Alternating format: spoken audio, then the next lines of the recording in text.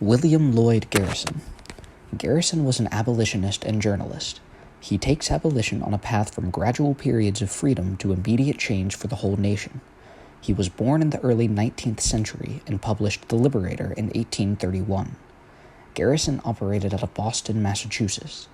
He believed that the U.S. government was inherently pro-slavery and could not be redeemed until true abolition took place. The Missouri Compromise.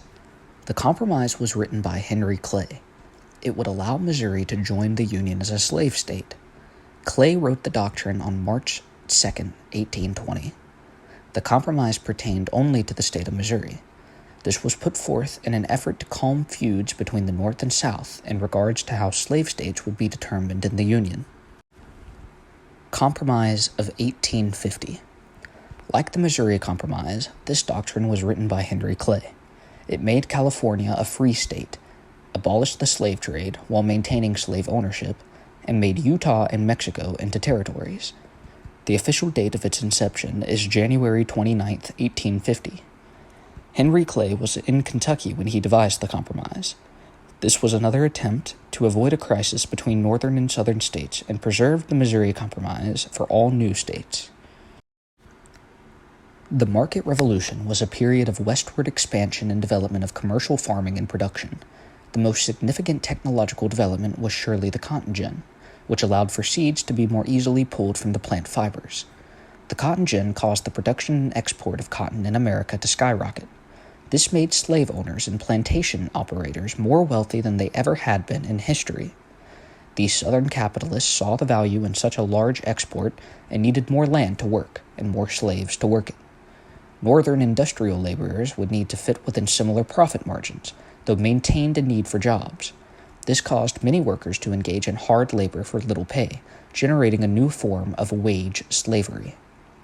The low wages and need for both labor and money at home drove women and children to the labor force in numbers previously unseen. Only families of immense wealth could afford to allow women and children to remain at home.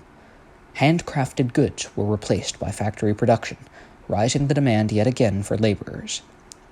Westward expansion provided more land for capitalist dominion. As settlers claimed territory and cotton production rose to new heights, the growing of capital for a select few could proceed unrestricted. A major religious movement that appeared during the Second Great Awakening was the Church of Jesus Christ of the Latter-day Saints, otherwise known as Mormonism. Joseph Smith announced his first vision in 1820, which led him to view God and Jesus as two separate individuals, rather than two parts of a trinity, as was previously accepted. The church was organized and formed in 1830, where the official Book of Mormon was published. At the time of formation, there were only 6 members in the church. Mormon worship relied on itinerant preachers, much in the same way as Methodist worship. Members of the church first moved to Ohio before later traveling to Missouri.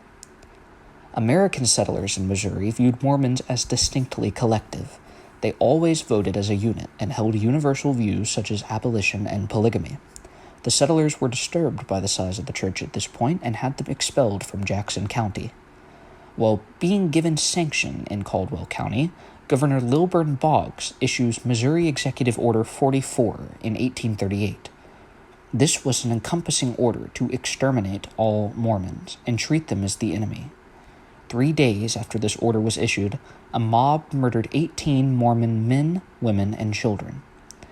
The Mormons then flee from Missouri to Illinois.